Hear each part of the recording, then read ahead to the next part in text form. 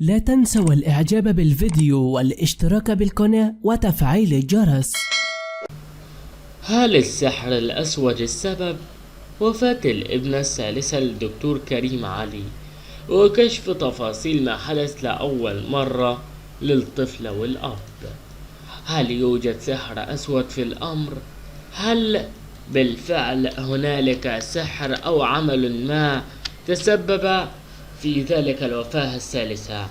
فالأبناء الثلاث توفوا في أمر مفاجئ جدا بوفاة الثلاث أبناء للدكتور كريم علي، الذي انصدم كثيرا من وفاة أبنائه الثلاثة في تعليق صادم، والجميع يستغربون من وفاة الثلاث في وقت متقارب من بعضهما.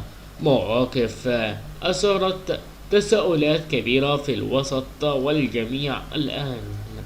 والجميع يتساءلون عن ذلك القصة. والسلام عليكم ورحمة الله وبركاته.